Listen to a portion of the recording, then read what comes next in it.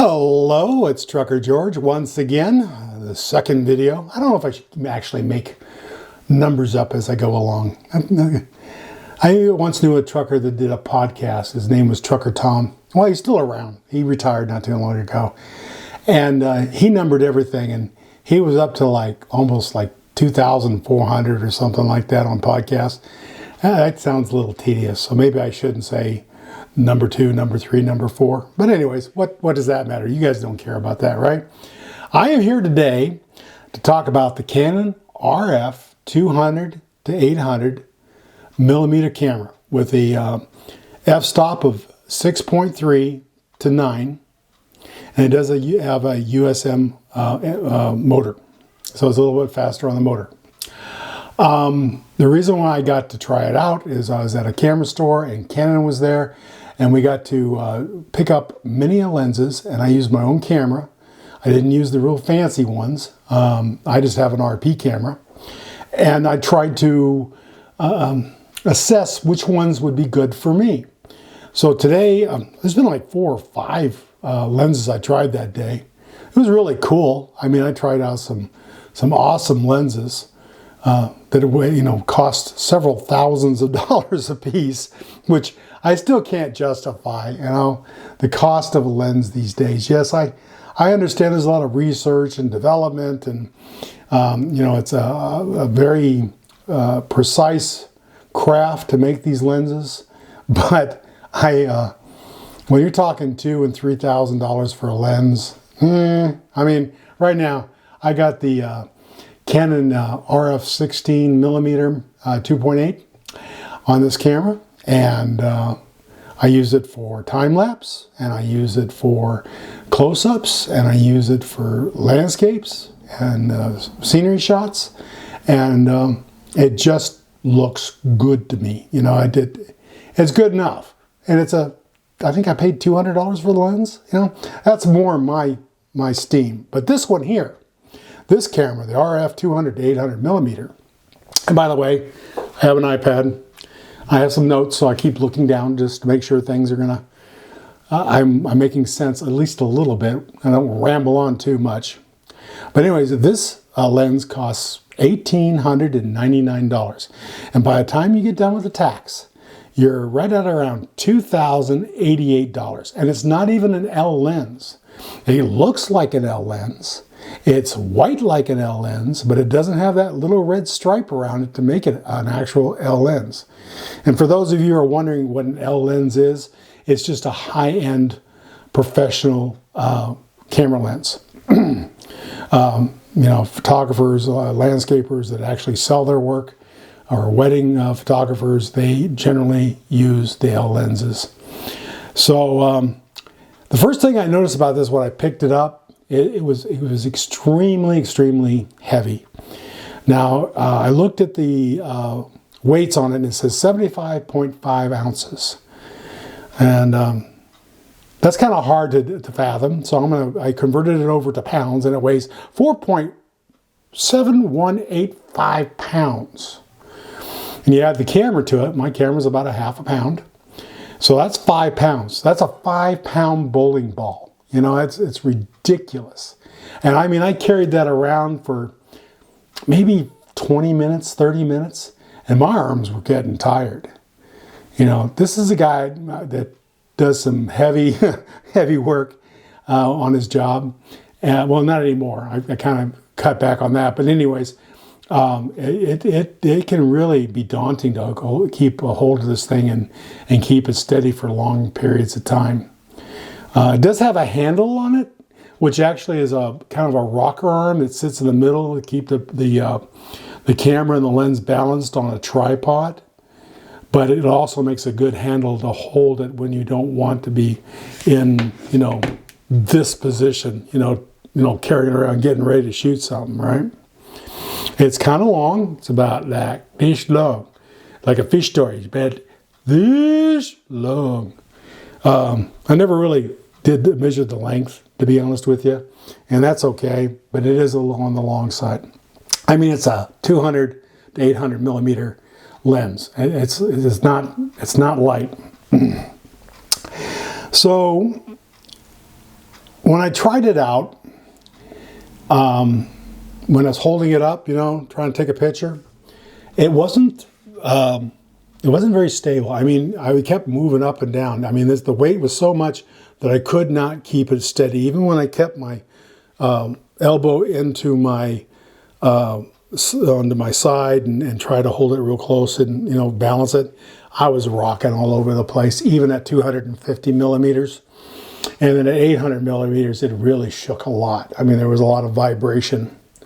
So I would have to say that if you were using this lens, that you'd have to put it on a tripod, or a monopod would work too. Which makes it a little bit more difficult, because the whole idea of this lens is to, you know, it's wildlife, right? And you know, if you're traipsing out through the woods to find birds or deer or mongoose or regular moose, actually, I don't even know what mongoose is. I'm not much of a nature guy. I just remember that. It just doesn't seem like it would be very practical to be carrying all that around. I know people do it, but it sounds to me more like this would be okay, I'm going to stay somewhere and just have it on the tripod and wait for something to come. That's one of my impressions that I had. Also, if you're shooting birds in flight, I think this would be an extremely hard lens to use and to get a good composition to make the shot that you need to make. Also, the next thing that I wanted to talk about was because of the f-stops on here, 6.3 to 9, which basically, you know, small hole to a large hole, is kind of, it's dark. It's a very dark camera. So you have to be in extreme sunlight. Hang on. Excuse me. You have to be in really bright situations to get it to function the way you want it to for wildlife photography. If you know, I was shooting indoors and outdoors, and I was getting nothing higher than about 600 milliseconds. Yeah, how would we do that? Yeah, about 60. Excuse me, 60 milliseconds. With the flash, or not the flash, but the shutter would open and then close. And so the longer the shutter is open, you can get more of a blurring effect on your pictures. And I was getting a lot of that with this camera, hand holding it. Now, if you were still and you were on the tripod and you had this deer walk up and it was just kind of staying there in place, you could take the picture just fine. But if you were, if it was late evening and you were trying to take the picture of that deer and it was walking slowly across the field, I think it might be blurred. I really do. I don't think it'd be very good at all. So that was one of the main things that really kind of bothered me about this camera.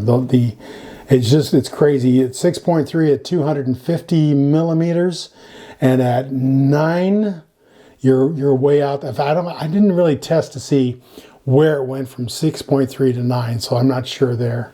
Didn't have really the time to do that. Let's see, what else was there? Hard to hold.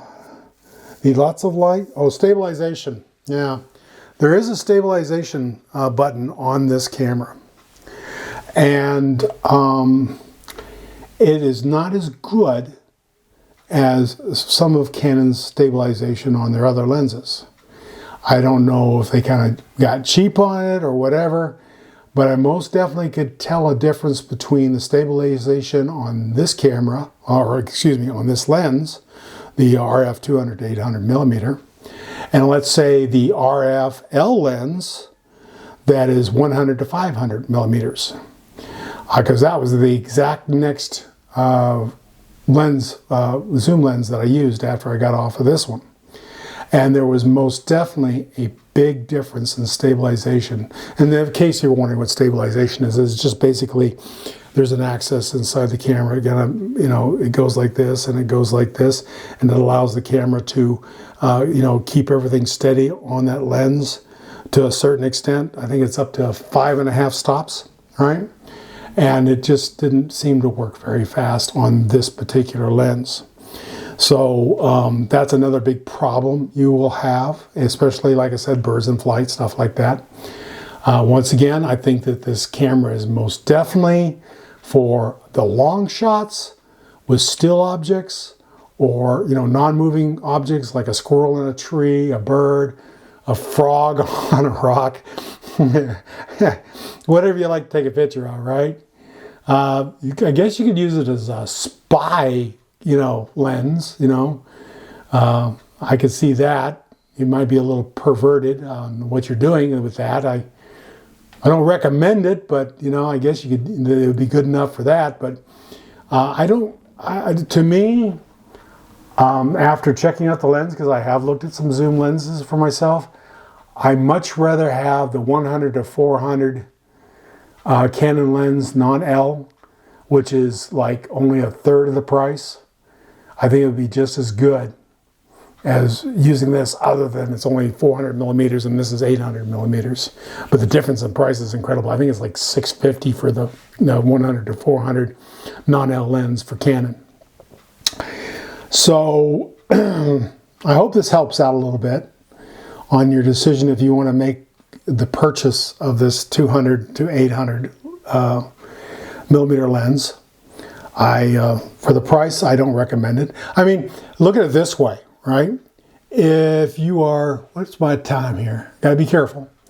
If you were taking pictures, and let's say out of every 10 pictures, you got one good picture out of this lens, you know, because of all the problems with it, and the light, and the stop factor for stabilization, and all that kind of thing. So one picture out of every 10, if you take 100 pictures, that would be only 10 pictures. And if you took 1,000 pictures, that would be only 100 pictures, right? If my math is right. And that's you know, 100 pictures over 1,000. That's the cost of how many pictures you took compared to what you paid for the camera.